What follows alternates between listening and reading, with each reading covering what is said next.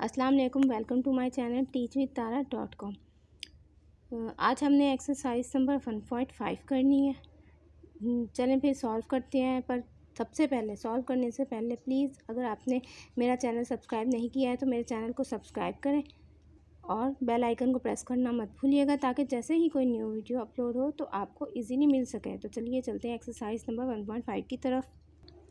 ये देखें, ये है exercise number 1.5। Find the determinant of the following matrices, यानी हमने इन मैट्रिसेस का डिटर्मिनेंट फाइंड आउट करना है। तो चलिए फिर डिटर्मिनेंट को फाइंड आउट करते हैं। लिखते हैं first value and next solve it.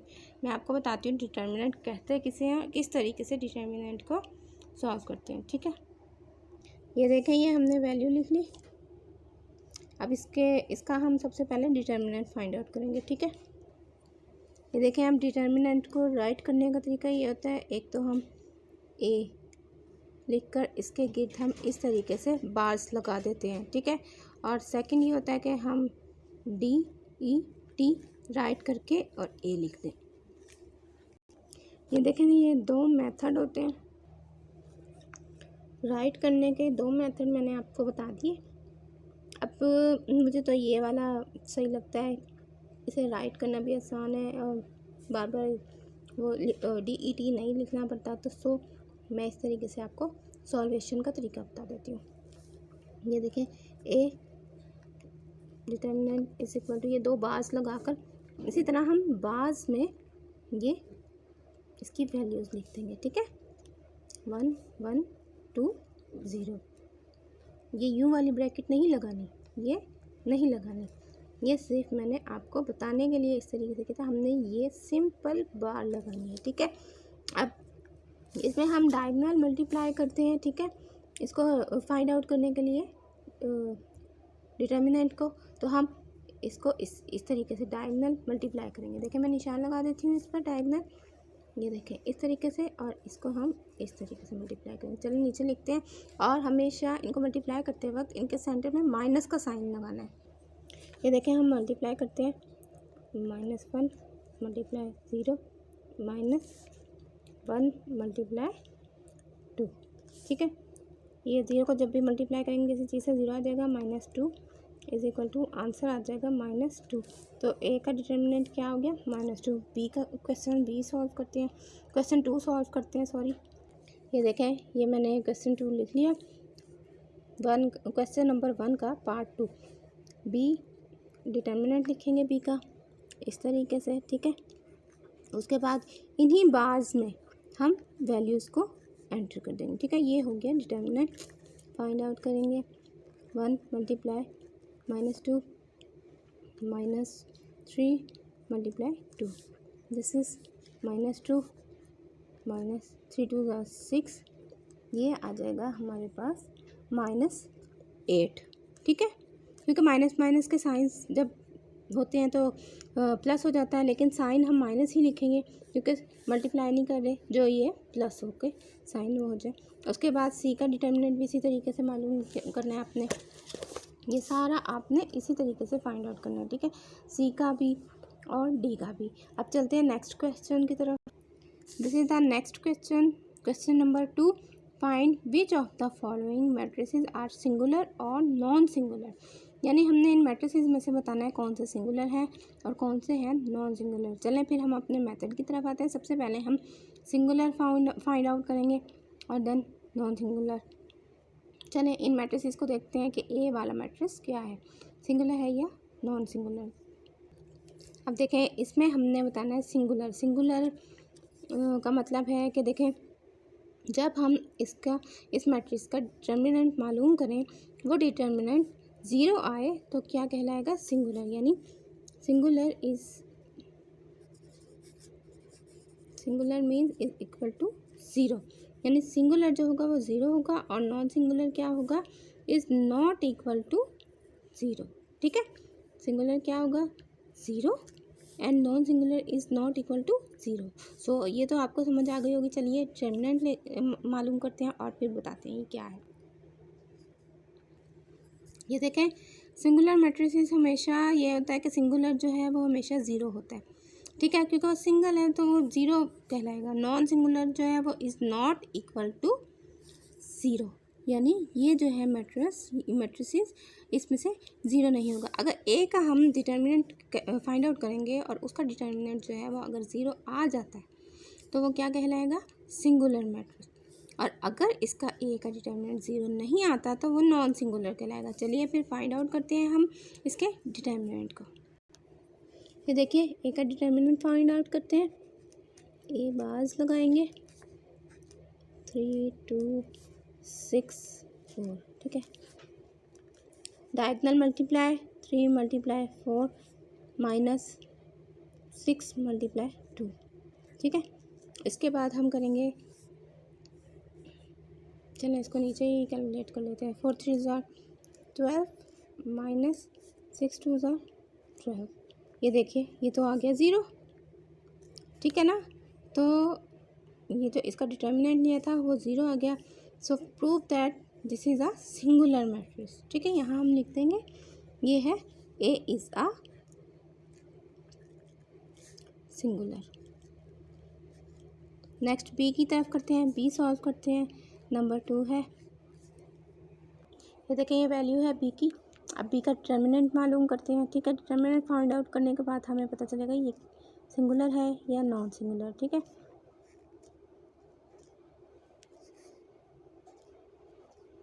ये हो गया डिटर्मिनेंट। इसके बाद हम वही diagonal multiply 4 multiply 2 minus 1 multiply 3 4 2 ज़ार 8 minus 3 is equal to 5। This is not singular, this is non singular,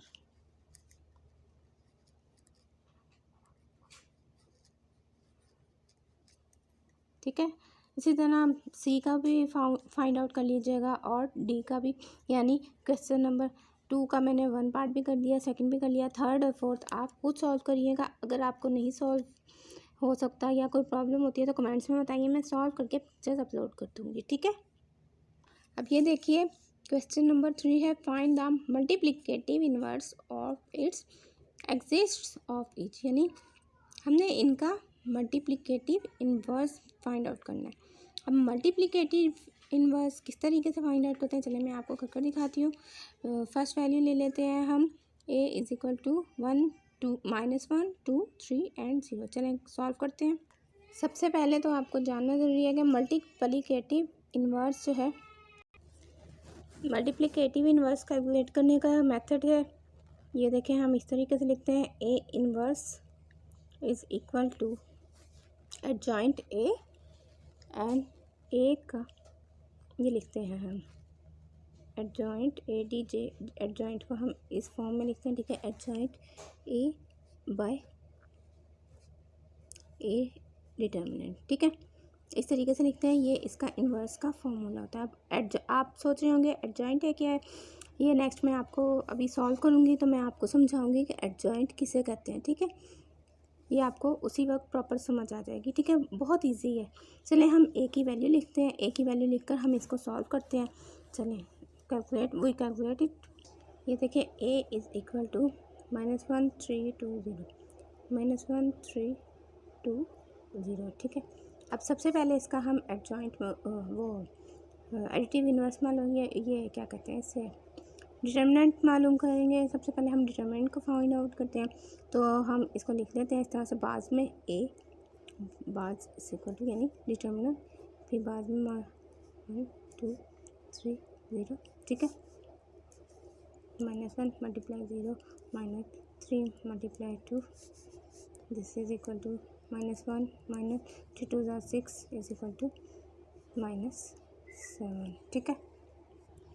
ये देखें ये थोड़ा सा मेरे से मिस्टेक हो गई थी, यहाँ 0 -6 आया तो ये क्या आ गया, 0 में से 6 माइनस किया -6, ठीक है। इस तरीके से ये आ गया। अब ये सिंगुलर मैट्रिक्स नहीं है, ये नॉन सिंगुलर है, तो हम इसका एडिटिव इन्वर्स यानी मल्टीप्लिकेटिव इन्वर्स कैलकुलेट कर सकते हैं। अगर तो ये सिंगुलर मैट्रिक्स होता तो वो तो सिंगुलर तो होता ही, 0 के इक्वल है, तो इसीलिए हम फिर इसका ज़ाहिर है इसमें भी वैल्यू ज़ीरो, सारी वैल्यू ज़ीरो हो जाती तो एडिटिव इन्वर्स कैलकुलेट नहीं कर सकते थे। अब चूँकि is not equal to zero यहाँ हम लिखेंगे, -6 is not equal to zero, then we calculate multiplicative inverse. ठीक है, मल्टीप्लिकेटिव इन्वर्स मालूम करने के लिए हमें मालूम करना एडजॉइंट ए भी है। तो ए की वैल्यू हमारे पास ये है, तो हम इसका एडजॉइंट ए ले लेंगे। एडजॉइंट ए बहुत इजीली है, लिया जा सकता है, वो मैं आपको बता देती हूँ। अब एडजॉइंट ए के लिए आपको सबसे पहले ये करना होता है कि ये डायगोनल ही चलता है। ठीक है, डायगोनल में यानी ये वाली वैल्यू इस जगह पर आ जाएगी और ये वाली वैल्यू इस जगह पर चली जाएगी और इन दोनों के साइंस चेंज हो जाएंगे, क्योंकि इसके साथ प्लस है। ठीक है, ये माइनस हो जाएंगे और ये 1 इधर आ जाएगा और 0 जो है वो इधर चला जाएगा। चलें यहाँ लिखती हूँ मैं, आपको उससे ज़्यादा बेटर समझ आएगी। ठीक है, ये देखें -1 था ऊपर यहाँ पर, तो ये 0 यहाँ चला गया और ये +2 था, तो ये क्या हो गया -2। इसी तरह से ये -3 हो जाएगा एंड ये -1। ये हो गया हमारे पास एडजॉइंट ए। अब ए का हमने ये भी मालूम किया हुआ है, डिटर्मिनेंट ए भी फाइंड आउट किया हुआ है, ये भी फाइंड आउट किया हुआ है, तो हम इन्वर्स फाइंड आउट करते हैं। A inverse is equal to ये वैल्यू पुट करेंगे, उसके बाद ये वैल्यू पुट करेंगे 0 3 -2 -1। ठीक है, एंड -6। ये देखें, इसको इजी बनाने के लिए हम इस तरह से कर देंगे, क्योंकि जाहिर सी बात है जो नीचे है वो डिवाइड ही होता है और इजीली फिर हम इसको सॉल्व करते हैं। इसको मल्टीप्लाई कर देंगे इससे।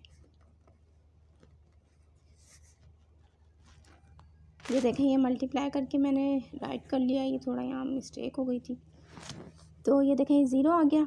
अब इसको 6 1 ज़ा 6, ये 1/2 हो जाएगा, माइनस माइनस प्लस हो जाएंगे। ठीक है, यहाँ पे हम लिख देंगे 1/2, उसके बाद 2 3 ज़ा 6, तो ये आ जाएगा 1/3। ठीक है, उसके बाद माइनस माइनस प्लस हो जाएंगे, तो ये आ जाएगा 1/6। This is the additive inverse of A, ये आ जाएगा हमारा आंसर। ठीक है, ये देखें हमने ए का मल्टीपल इन्वर्स मालूम किया, बी का भी सेम इसी तरीके से और सी का भी। डी थोड़ा डिफरेंट है, तो मैं आपको डी सॉल्व करके दिखा देती हूँ। ठीक है, चलिए, तो सबसे पहले मैं इसकी वैल्यू लिखूँगी, फिर मैं इनका डिटर्मिनेंट मालूम करूँगी and then I solve all the things. ठीक है, ये देखें, अब सबसे पहले हम इसका डिटर्मिनेंट फाइंड आउट करेंगे। D is equal to 1/2 3/4 1 2। ठीक है, उसके बाद 1/2 मल्टीप्लाई 2 -3/4 मल्टीप्लाई 1, ये 2 से कैंसिल, 1 -3/4। ठीक है, अब इसको हम सॉल्व कर लेंगे एलसीएम वगैरह लेकर, सब कुछ करके। ये देखें, ये मैंने एलसीएम लिया, फिर नोमिनेटर्स को, ये आपको सॉल्व करने का तरीका आता है इस तरीके से। अब देखिए 1/4 हो गया, 1/4 is not equal to 0, this is a non singular matrix, तो हम नॉन सिंगुलर को आगे सॉल्व कर सकते हैं। अगर ये सिंगुलर होता है तो हम इसे सॉल्व नहीं कर सकते, तो हम इसका एडजॉइंट कैलकुलेट करते हैं। सबसे पहले adjoint of D is equal to, ये देखें एडजॉइंट में डायगोनल इनकी सीट्स चेंज होंगी और इनके साइंस चेंज होंगे। सो 2 इधर आ जाएगा, -3/4 वो -1 सॉरी, इधर आ जाएगा 3/4 -3/4 एंड इधर 1/2 था, तो इधर आ जाएगा 1/2। ठीक है, दोनों वैल्यूज़ ही उसमें हो गई। चलें, अब नेक्स्ट एडिटिव इन्वर्स कैलकुलेट करना है, तो हमने डी का इन्वर्स कैलकुलेट करना है। D -1 is equal to adjoint D bye